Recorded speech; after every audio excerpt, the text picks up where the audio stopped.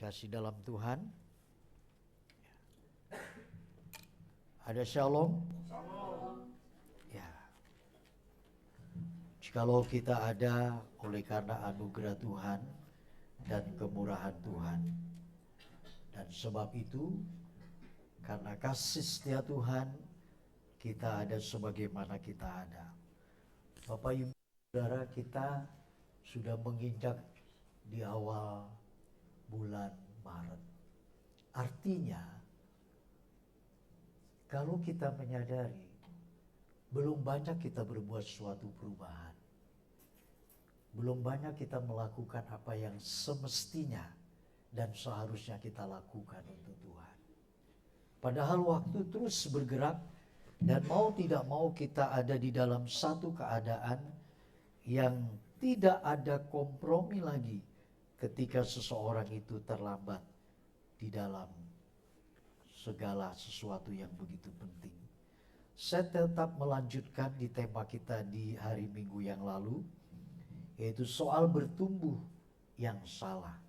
Saya tidak berulang kembali dalam khotbah Minggu yang lalu. Terus kita dikejar oleh waktu. Dan oleh karena itu kita melihat di dalam kitab Yesaya pasal yang ke-45. Di ayat yang ke-9, Yesaya 45 di ayat yang ke-9, kita melihat di sana ada satu hal yang di mana Tuhan menyatakan rencananya yang begitu besar dalam kehidupan kita. Saya akan membacakan untuk saudara dan saudara boleh melihat ke depan akan Yesaya pasal 45 ayat 19 ini, ya. Dan di sana dikatakan, tidak pernah aku berkata sembunyi atau di tempat bumi yang gelap. Tidak pernah aku menyuruh keturunan Yakub untuk mencari aku dengan sia-sia. Aku Tuhan selalu berkata benar, selalu memberitakan apa yang lurus. Dan kalau sampai Tuhan berkata kepada umatnya kala itu Israel, artinya Tuhan tidak pernah mengatakan sesuatu dalam kondisi yang tersembunyi. Maka dari itu, ketika Tuhan berkata, aku tidak pernah berkata dengan bersembunyi. Jikalau kata menunjukkan aku tidak pernah berkata di dalam ketersembunyian Tuhan, ya, itu menunjukkan bahwa Allah kita itu adalah Allah yang terang. Allah yang jelas, Allah yang transparan, Allah yang bisa dibaca, Allah yang bisa dikonektingkan. Karena Allah sendiri sudah menunjukkan bahwa dia adalah Allah yang terang. Sebagaimana Yesus mengatakan, akulah terang dunia. Jadi kalau sampai pribadi Allah mengatakan aku tidak pernah berkata tersembunyi, menunjukkan bahwa Allah itu mau transparan. Allah mau segala sesuatu itu terlihat. Allah inginkan sesuatu kehidupan pribadi setiap orang yang menyembah kepadanya adalah orang-orang yang transparan. Orang-orang yang bisa dilihat kehidupannya. Maka dari itu Yesus berkata, Paulus juga menitik beratkan, kamu adalah surat yang terbuka.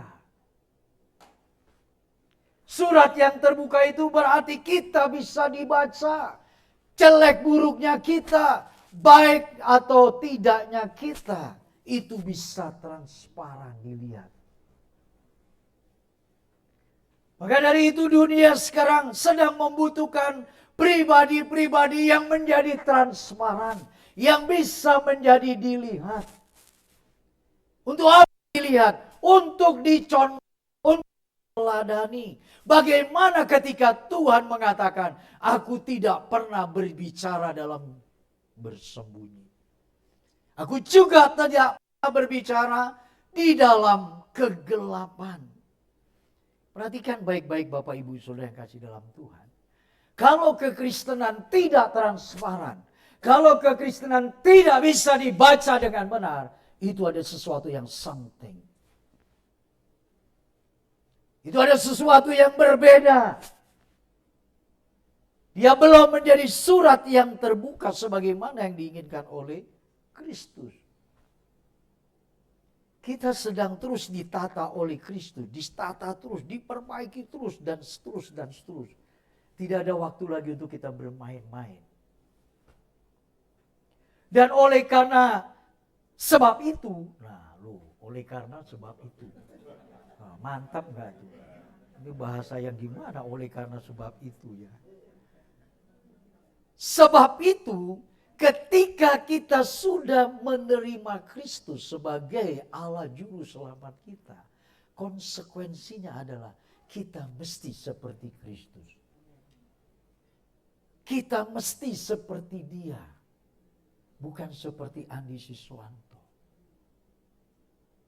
bukan seperti pendeta-pendeta yang ada di dunia ini. Kita ingin seperti Kristus.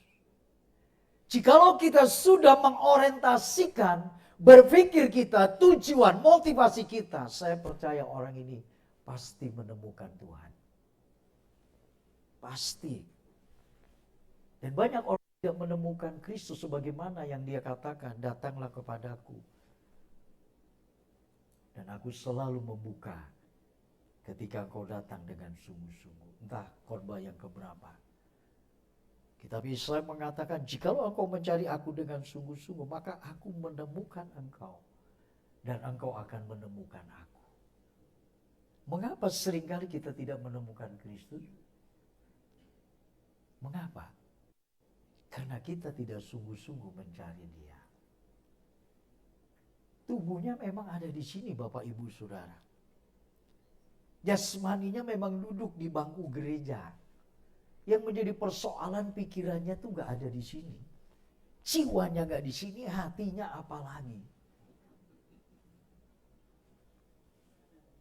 Itu problem kita loh. Maka dari itu, kalau sampai Allah berkata tidak tersembunyi, berarti Allah itu sudah mulai menjati dirikan sebagai pribadinya, Dia mau terus terang. Dia ingin supaya kita juga bisa menjadi sampel-sampel buat orang lain. Maka kalau kita melihat demikian, artinya ketika Allah berfirman, Allah berkata, tadi dikatakan, tidak pernah aku berkata dengan sembunyi. Nah kalau Allah berkata, aku berkata, dengan kata lain apa? Allah berfirman. Allah berfirman, Allah berkata. Dan di sana kita melihat ada sesuatu perkataan itu yang ketiada tersembunyian, ada satu kuasa yang mengubah. Nah, kalau Dia berkata dengan kebenaran yang tidak tersembunyi, artinya orang yang klik dengan Dia berubah. Dia sadar Allah sedang melawat. Dia sadar dengan kuasa perkataan firman, aku digarap kerjakan oleh Tuhan. Maka aneh kan kalau kekristenan ini hari ada, dia pulang lagi. Besok datang lagi, dia pulang lagi, sama seperti itu. Itu aneh. Kekristenan itu sebenarnya bergerak dan terus bergerak kemana Tuhan memimpin orang tersebut. Maka itu sekalipun tipis milimeter. Tapi kalau dia sudah mulai menemukan Kristus, pasti berubah. Pasti tidak mungkin tidak. Karena itu Bapak Ibu Saudara. Karena di dalam perkataan Allah yang mengatakan, bukannya tukang obat, bukan orang yang berjanji tidak menepati. Tapi dia berkata dia menepati. Maka dia mengklaim, aku tidak pernah menyuruh keturunan Yakub itu mencari aku dengan sia-sia. Itu jaminan Allah. Artinya orang yang berjumpa dengan perkataan Kristus, perkataan Allah yang di dalamnya ada terang yang membangkitkan, ada terang yang memberi harapan, ada terang buat masa depan, tidak mungkin orang itu mencari Tuhan dengan sia-sia. Tidak mungkin, tidak mungkin. Dia pasti punya masa depan.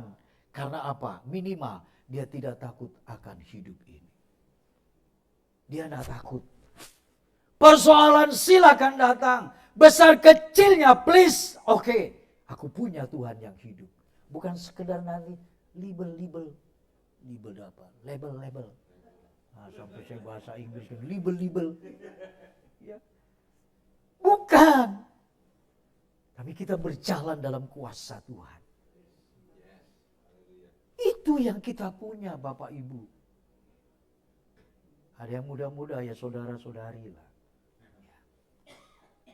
Kita gak sekedar seperti agama-agama lain yang sedang menyelenggarakan bagaimana ibadah itu sesungguhnya. Nah, kita ibadah punya kepastian.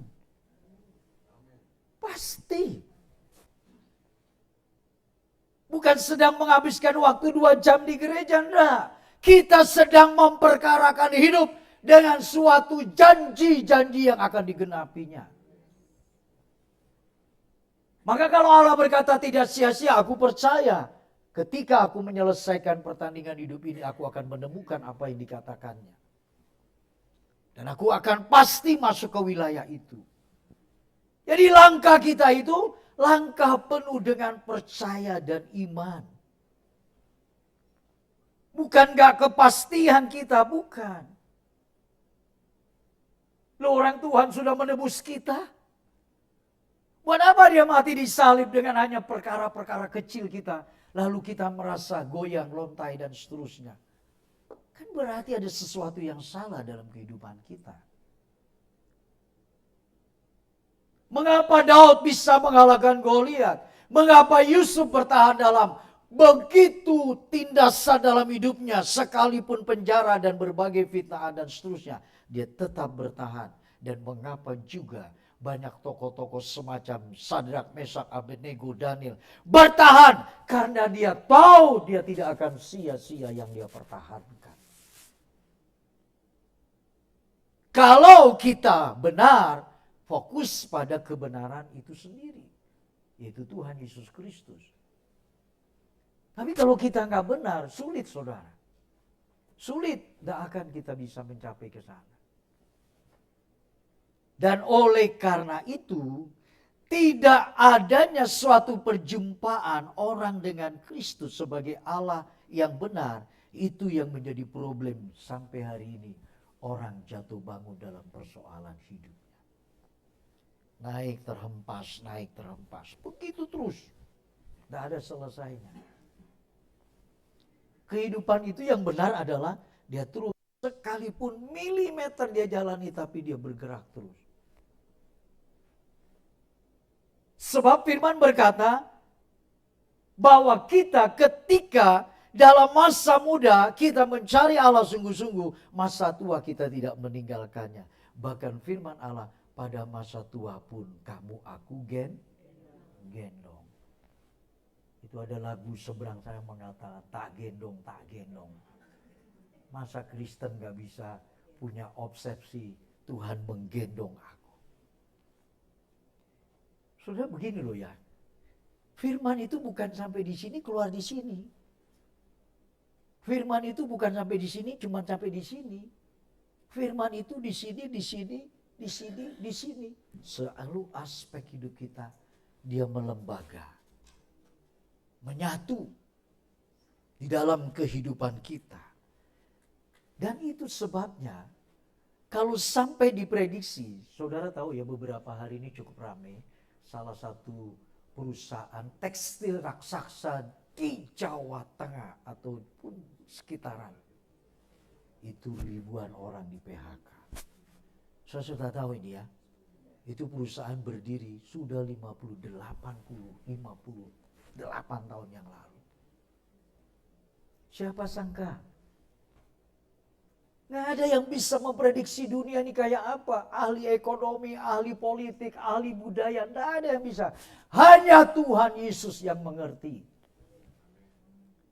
Nah kalau kita tahu dia mengerti keadaan dunia dan zaman, bahkan hidup kita, kok bodoh kita nggak mencari dia sungguh-sungguh. Ya, gampang itu. Rahasia itu ada di dalam tangannya. Dia berkata, hai maut, di manakah sengatmu? Sekarang aku pegang kerajaan maut dan kuncinya. Kalau soal masalah itu, saya bukan mengecilkan. Kita semua punya masalah. Saya punya masalah, saudara punya masalah. Kecuali nggak punya kalau kita di San Diego Hill. Itu baru kita sudah gak punya masalah. Kita punya masalah Bapak Ibu Saudara. Dan oleh karena itulah, mari kita bersama-sama menapakkan kaki iman percaya kita, supaya di dalamnya kita menjadi pribadi-pribadi yang benar-benar Tuhan merefleksikan dirinya dalam pribadi kita. Nah, Anda dan kita semua termasuk saudara dan saya mengambil seringkali tidak seperti yang Tuhan punya mau begitu. Kan Tuhan berkata, selalu aku berkata benar. Nah kalau dia berkata benar, saudara perhatikan, maka akan terpancar di dalam setiap khotbah-khotbah itu mengandung kebenarankah? Atau dia cuma menghibur kita saja. Kebenaran itulah yang kita butuhkan. Karena dia selalu berkata hal-hal yang lurus. Ya. Seperti begini Bapak Ibu Saudara. Sebagian besar kita ini, sesungguhnya kita ke gereja itu adalah dikarenakan kita suka menjadikan Tuhan itu sebagai tujuan kita. Maka dari itu, kita inilah yang menciptakan Tuhan dalam perspektif pikiran, batin, dan nurani kita. Tuhan kita tarik, jadi ketika saudara mencari Tuhan ke gereja, sebenarnya kita tidak menemukannya, kita tidak memperkarakan kebenaran firman-Nya, karena objek tujuan kita adalah kita ke gereja, karena kita sedang menciptakan Tuhan dalam pikiran kita, dalam hati kita, dalam kehendak kita. Contoh, kan kita rata-rata begitu nih, saya juga. Ya. Kalau aku punya persoalan, aku berharap kalau aku pergi ke gereja, persoalanku akan selesai. Aku punya penyakit. Kalau aku ke gereja, didoakan oleh pendeta, bahkan juga teman-teman sahabat yang lain mendoakan aku, bisa saja penyakit itu sembuh. Jadi Tuhan kita cipta sesuai selera kita, sesuai keinginan kita. Padahal Alkitab, firman Tuhan mengajarkan kalau dia benar-benar adalah Allah seperti yang dia inginkan dalam hidup kita masing-masing. Sesungguhnya Yesus pernah berkata begini, jikalau orang mau mengikut aku, pikulah salib sang kayu. Kalau orang mau mengikut aku, jual segala yang kau miliki, bagi-bagikan, setelah itu ikut aku. Barang siapa setia dalam perkara kecil, dia pasti setia perkara besar. Itu Alkitab mengajarkannya begitu. Tidak ada konsekuensi untuk kita menyelesaikan masalah kita pergi ke gereja. Bukan. Itu urusannya Tuhan. Tapi kalau sampai dia berjanji bahwa kalau sampai keturunan Yakub saja mencari aku, lalu dia sia-sia, percuma dia punya Allah yang ku janjikan kepada Yakub sebagai leluhurnya. Allah berjanji dari nenek moyang leluhurnya sampai keturunannya, dia tidak pernah berubah.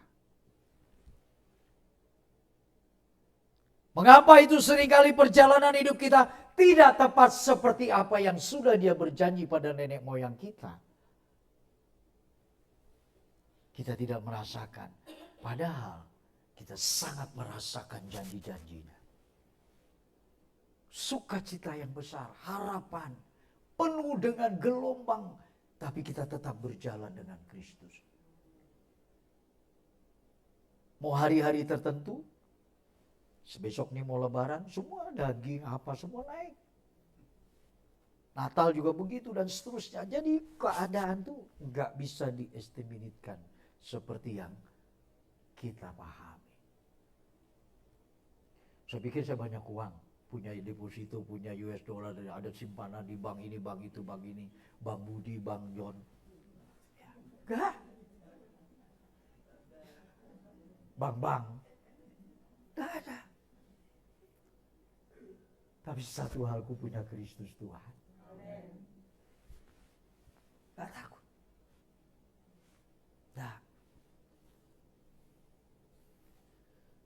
kalau Alkitab mengatakan barang siapa mau mengikut aku, Yesus berkata, pikul salib, sangkal diri, maka engkau akan menemukan aku.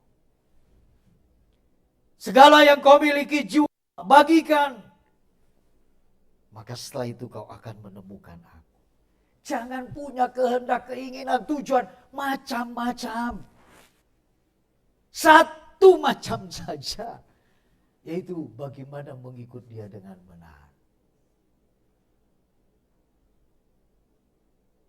Saya pikir jadi pendeta ini udah jaminan masuk surga, belum tentu. Maka itu kita berusaha terus dalam kehendak rencananya. Terus sirkulasi dalam hidup ini kan bergerak terus, saudara, nggak mungkin nggak bergerak. Jadi kalau orang yang benar itu semakin dia tua, semakin dia semangat, semakin diperbaharui, semakin dia gemilang dan semakin dia mencapai tujuan cita-citanya, yaitu Tuhan berkata rumahmu telah selesai. Saudara, kalau dikasih rumah sia-sia senang gak? Loh, gak ada yang jawab. So kalau dikasih rumah sia-sia mewah dan wah, lantainya saja emas dan luar biasa. Ini gambaran yang mungkin secara logika manusiawi. Senang gak? Senang. Loh, ini makin tua, makin ke sana, makin gak semangat, makin gak ada harapan. Kan ada yang salah. Mau dikasih rumah kok malah. Jangan dulu. Justru kita semakin dekat, semakin dekat, semakin dekat. Wah, itu semakin kita gak terasa kalau umur ini ternyata sudah setengah abad lebih. Itu yang mendorong kita. Susah Bapak Ibu diceritakan. Kita udah bahagia, kita senang, kita sukacita sekali. Dan Tuhan itu sangat luar biasa. Nah, oleh karena itu, bila kita melihat perkara ini, maka yang menjadi tujuan kita adalah kebenaran sebagaimana yang Tuhan katakan. Kalau sampai kita tidak lagi berpikir tentang hidup ini seperti apa dan bagaimana, maaf, bukan berarti putus asa atau statis kecewa dalam, bukan. Tapi kita berpikir hidupku ada dalam tangan-Mu Tuhan. Aku merancangkan ini, aku merancang ini, aku buat ini, aku schedulekan ini, aku akan lakukan ini. Semua dalam kapasitas aku masih berkarya. Ketika Engkau mempercayakan aku bergerak, ketika Engkau izinkan itu perkara, aku akan laksanakan. Ketika memang Kau masih anggap aku sanggup, ku kerjakan Tuhan, demi untuk kemuliaan bagi nama-Mu. Tidak lagi berpikir tentang bagaimana namaku dibesarkan, bagaimana namaku dipuji. Tidak ada lagi. Yang adalah bagaimana ketika Tuhan benar-benar disukakan oleh kita. Dan Dia benar-benar bisa menikmati kita sebagaimana yang Dia inginkan kita. Dan karena itu, jangan sampai kebutuhan kita mengalahkan keinginan Tuhan. Ya, keinginan Tuhan berbeda dengan keinginan kita. Sedikit saya kasih perumpamaan. Saudara, kalau orang ingin punya mobil, tujuannya itu karena gengsi, ya, harkat diri naik, lebih efisiensi, ya, mungkin lebih dipandang orang. Kalau tujuan punya mobil seperti itu, besok lusa hancur orang ini.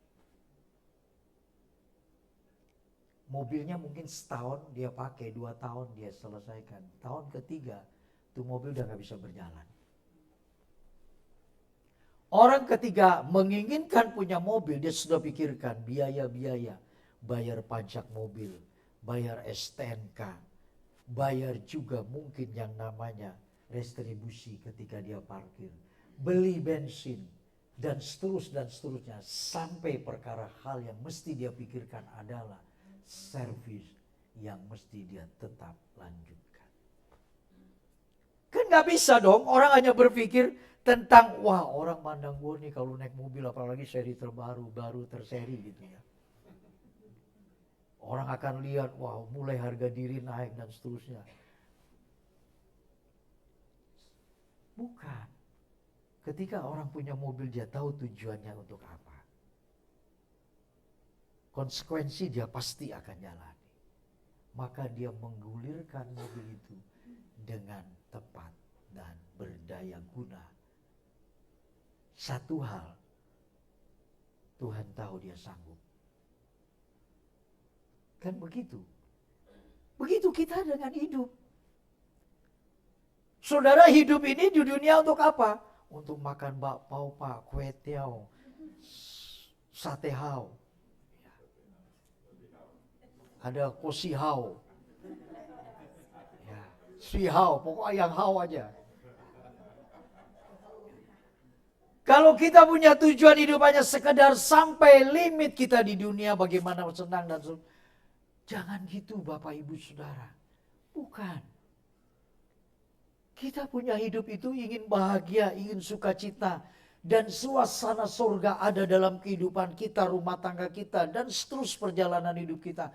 Dan kita berjalan dalam rencana Tuhan. Begitu kita tutup mata benar-benar. Gak usah sampai di sana, di sini kita sudah mengalami keindahan-keindahan hidup itu. Mengapa orang masih perlu datang ke gereja? Lalu ingin didoakan. Dalam sebuah, kan minggu kemarin sedikit saya ambil ini hari ulang dikit. Minggu kemarin saya mengatakan di tahun 1980 antara bulan Oktober. Saya datang di salah satu KKR Maurice Serulo.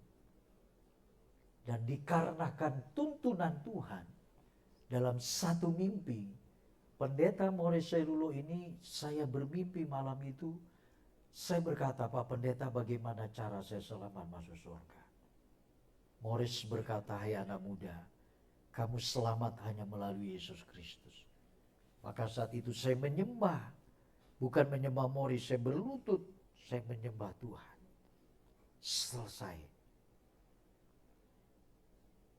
Seminggu, 2 minggu kemudian teman saya sebagai ketua, sebagai revan daripada teman akrab ketika di Pemuda, dia berkata, Andi kita datang satu KKR di Senayan. Itu Maurice Serulo dipakai Tuhan dalam kapasitas penyembuhan ilahi.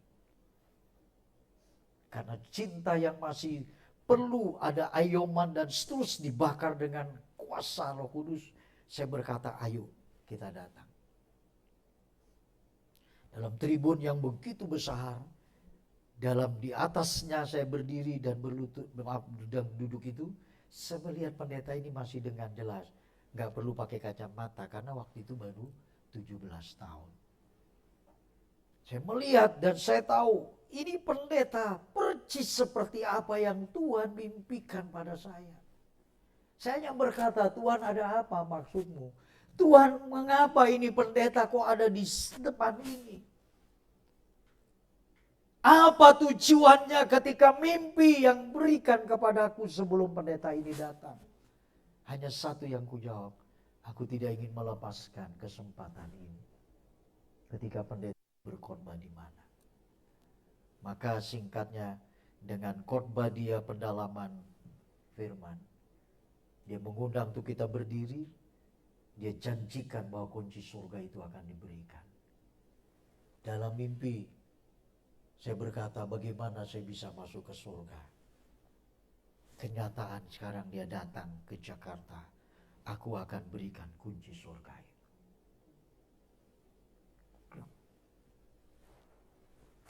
Dan disitulah saya tidak menyanyiakan. Dan manakala dia undang kita berdiri, dia suruh angkat tangan. Dan dia bilang, jamah kunci surga yang ada di atas kepala. Saya berkata, dalam nama Tuhan Yesus Kristus, ku yakin dan ku percaya aku mendapatkan kunci itu. Maka dengan mata yang tertutup saya melihat kertas putih. Dan dari ujung kertas itu, mulai dari atas sampai ke bawah, tulisannya saya punya dosa kesalahan. Dari sejak saya lahir sampai saya berdiri di gedung itu. Berkata Tuhan, ampuni aku Tuhan. Itu dosa-dosa. Dan ada satu tetes darah yang melaburkan kertas hitam ini dan mencuci kembali tulisan dosa itu. Sekarang dia menjadi putih. Lalu suara itu berkata, seperti inilah hidupmu sekarang. Apa lagi? Mau bukti apa lagi Tuhan kita? Dan itulah yang sekarang kami mengarahkan diri ini supaya saudara memahami. Hidup kita itu tidak hanya sampai berhenti di Pondok Rangon, mungkin Sandiago, mungkin Tanah Kusir, mungkin juga yang lain. Gak sampai di situ. Kita punya tujuan kekekalan yang unlimited, tidak ada batasnya. Dan itu kita menuju ke sana. Dunia ini training untuk kita membenahi, memperbaiki karakter kita yang sudah terkontaminasi dengan dunia. Masih ada waktu kesempatan kita membenahi. Jangan sampai ketika kita sudah di sana, tidak ada lagi. Sebagai penutup Bapak Ibu Saudara yang dikasih dalam Tuhan. Jikalau perkara-perkara ini menjadi sesuatu rancangan Tuhan yang begitu besar, artinya Tuhan tidak ingin saudara terpisah daripadanya. Tuhan menginginkan saudara sebagaimana ketika dia sudah mengenal saudara ada di rahim ibu saudara. Dia tahu nama kita satu-satu, dia tahu siapa kita, dia mengerti kita ini adalah orang-orang yang dia paham. Karena itulah kita harus bisa masuk ke wilayah itu. Mengapa masih ada orang-orang seperti tadi yang saya katakan ya, dalam KKR, dalam ini, dalam beberapa hal kita perlu diundang. Ayo maju ke depan. Silakan siapa yang membutuhkan Tuhan. Saya mengatakan bukan salah Bapak Ibu. Kalau kita dulu waktu masih muda, Bapak itu perlu kita alam. Perlu kita ingin pembuktian. Sekarang ketika kita maju ke depan, kita ditumpangi tangan terus. Berarti ada sesuatu yang kita butuhkan. Kita masih kurang. Kita masih perlu. Jadi di situ ada terjadi yang satu lebih, yang satu kurang. Orang yang mau didoakan ini berarti dia kurang. Kurang percaya, kurang iman, kurang apa pengalaman dia dengan Tuhan.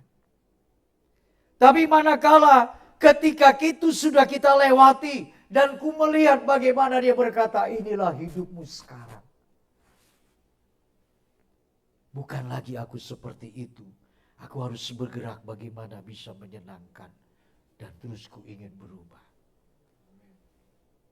Maka saya membutuhkan Bapak Ibu doakan. Supaya kebenaran-kebenaran terus menyelenggarakan kehadiran Tuhan di tempat ini.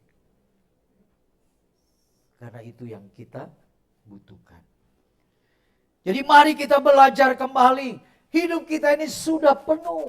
Sudah komplek dengan kehadiran dan pribadinya Bapa di surga. Apalagi yang kita cari.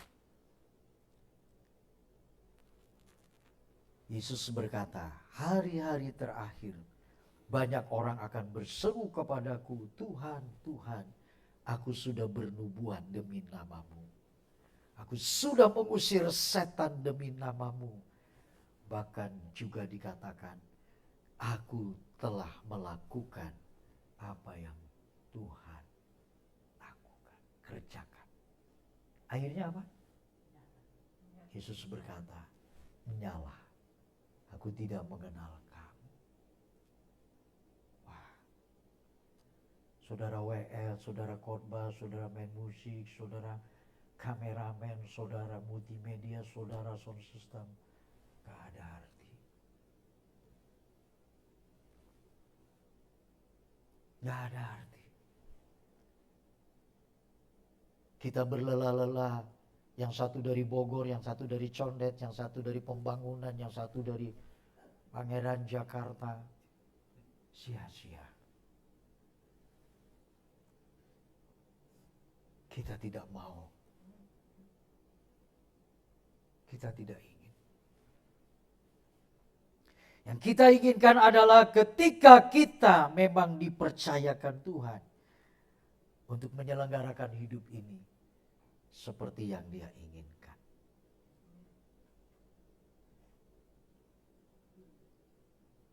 Ada haleluya? Kita baca ayat terakhirnya. Untuk menutup ini Lukas pasal yang ke-6.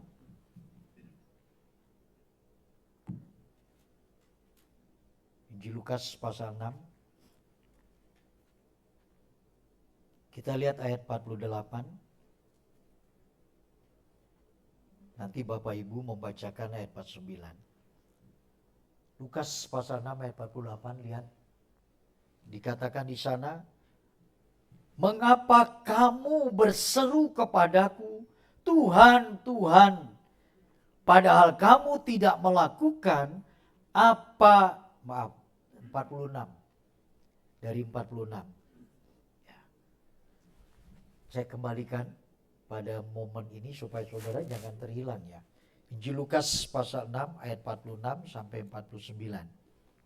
Ya. Dikatakan di sana, mengapa kamu berseru kepadaku, Tuhan, Tuhan, padahal kamu tidak melakukan apa yang aku katakan. Benar. Kita berseru kepadanya, Tuhan, Tuhan, Tuhan, Tuhan, Tuhan. Tapi kita gak melakukan. Kan ada sesuatu yang salah. Oke, 47, Bapak Ibu Saudara. Setiap orang yang datang kepadaku dan mendengarkan perkataanku serta melakukannya, aku akan menyatakan kepadamu dengan siapa ia dapat disamakan. Ayat 48. Ia sama dengan seorang yang mendirikan rumah. Orang itu menggali dalam-dalam dan meletakkan dasarnya di atas. Ketika datang air bah dan banjir melanda rumah itu karena kokoh dibangun. Terakhir, 49. Akan tetapi barang siapa mendengar perkataanku, tetapi tidak melakukannya, ia sama dengan ketika banjir melandanya, hebat kerusakannya. Sudah mengerti ayat ini? Loh, sudah mengerti ayat ini? Ah? Wah, amin, bukan aman. Amin. Lakukanlah. Kalau engkau melakukan, kau menemukan batu karang yang teguh itu. Dikatakan sekalipun datangnya banjir yang melanda, dia akan tetap kuat. Karena dibangun di atas batu karang, yaitu Yesus Kristus Tuhan. Kau akan aman. Pagi ini saya tidak mengerti keberadaan saudara masing-masing. Tapi satu perkara, ketika engkau mencari dan meletakkan dasar yang kuat, iman percayamu dan segala aktivitasmu di dalam kerohanian, maka engkau akan menemukan Kristus Tuhan. Masalahmu akan menjadi bukan selesai, tapi kau akan tetap kuat. Tuhan Yesus berkati kita. Amin. Saya undang nanti yang melayani perjamuan kudus, itu Kosia, untuk maju ke depan. Kita akan nyanyikan satu pujian. Musim selalu akan berganti, kasih Tuhan tetap abadi.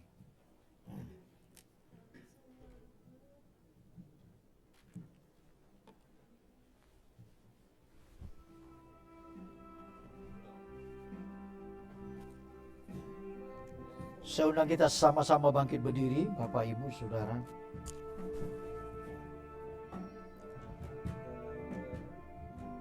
Kita renungkan kebaikan Tuhan dalam perasaan dan hatinya yang telah diungkapkan.